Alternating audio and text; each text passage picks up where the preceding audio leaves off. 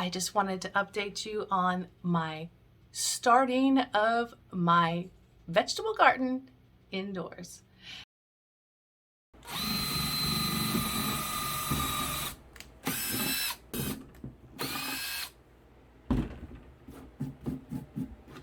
I've got to mix up my potting soil with my loose potting soil, which is primarily peat moss came in a 5-pound brick, and I soaked it and it filled up a tub this size. No lie, you needed someone strong to carry it out of the shower after 3 days of soaking.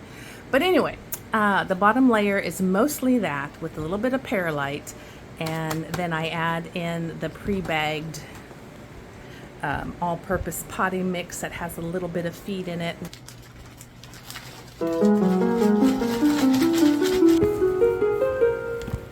There's that peat moss, the brown, coming up. It smells woody.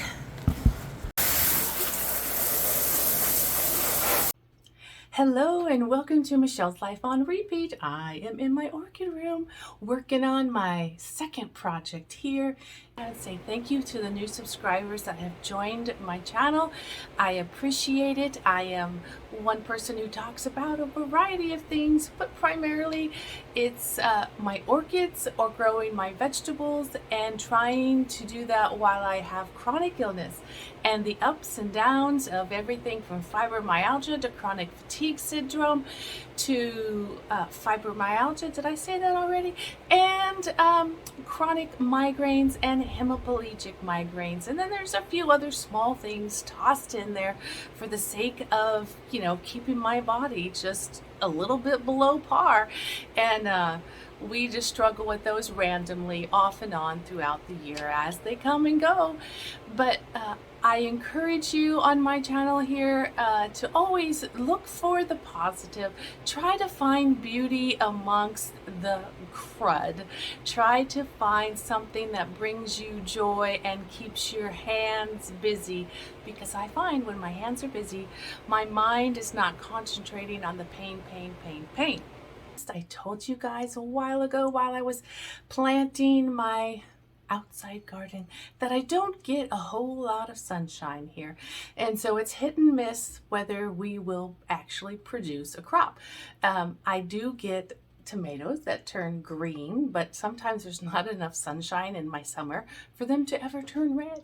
So we have 7 tomato plants there, and unfortunately I think 3 of them aren't the cherry tomatoes, but this one in the front has 0 fruit on it. Well, I lied. Overnight we got 2 little pieces of fruit growing on it. But we will have tons of sweet orange cherry tomatoes coming in when they turn red. This was my problem last year too, is that it got to freezing and cold. It was October and they still hadn't turned red. So hopefully this year they will. These ones are a different kind, and I'm hoping they turn. Let's see what their tag says. A celebrity, tomato celebrity. And these ones are aroma. I like the way aromas taste, especially on a salad. But I thought, I have an orchid room and I'm going to use it to the best of my ability. Let me show you what I have done.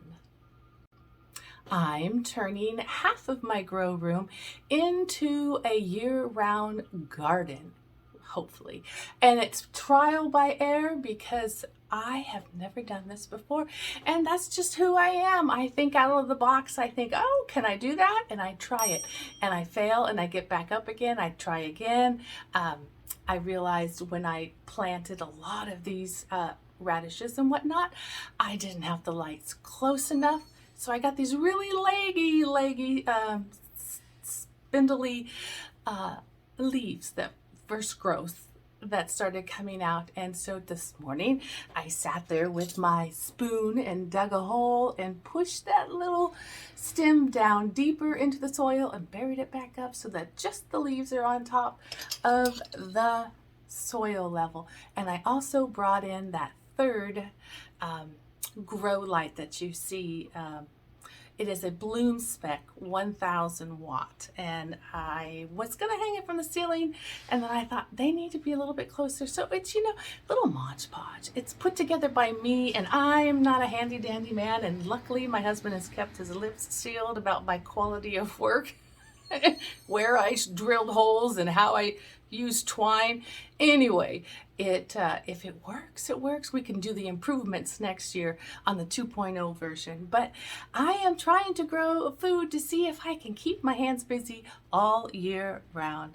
With chronic illness, you know, my motto is keeping my hands and my mind busy because it distracts me from all of that stuff that hurts quite frequently.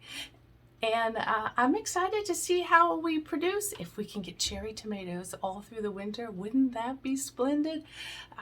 We'll just have to see what's going on. I presently have some winter squash, some cucumbers, 4 different types of radishes, because you know those are just come and go, pick and eat, plant another seed. I have a variety of lettuces. I have some snap peas. I have some bok choy. And I have 2 types of carrots, a purple one and an orange Nantucket, I think it's called one. I'm trying celery for the second time. I haven't ever got it to sprout. If you have some tips, let me know. And I do have tons and tons and tons of basil. We've already snipped off the top round and either made pesto with it, or I've been doing my new thing, which is dehydrating. Let me show you my new dehydrator. I purchased the Magic Mill dehydrator. There was thousands of them out there. I just read some reviews. It has a magnetic door. It came with 7 racks that look like this, with spaces that are pretty big, so blueberries and whatnot kind of fall through. So I bought me a sheet of this mesh silicone and cut it into squares that fit. It also comes with 2 of these plastic trays for making like fruit leather.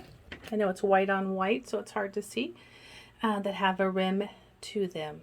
And so there is a lot of dehydrating going on in my house.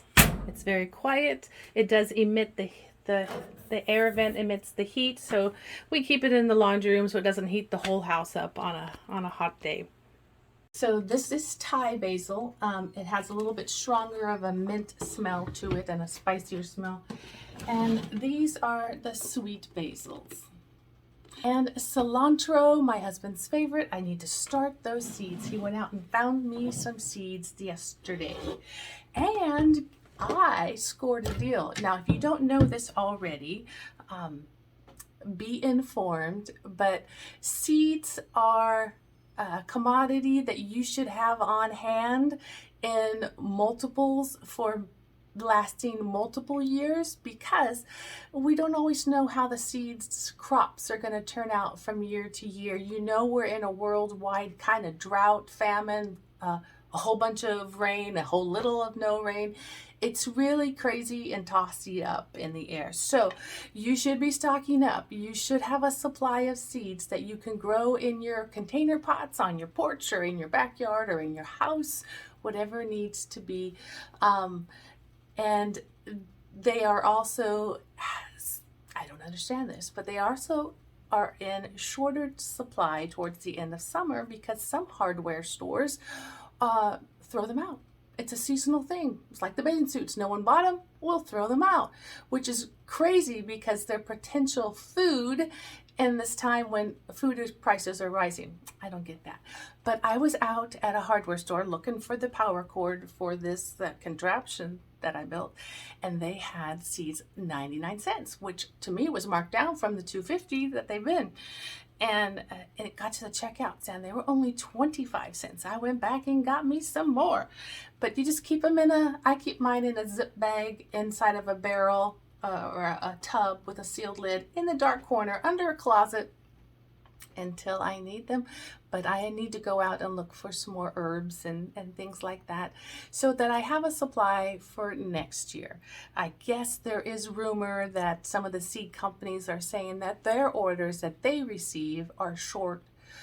They're shorter than they have been in the years past. So if you order your seeds online, they may not have all of what you need for next year. So look into that this year. If you can still get out to Home Depot, Lowe's, your Ace Hardwares, wherever you go to get your seeds, the grocery store, Fred Meyer's, I would encourage you to stock up on a few extra seeds.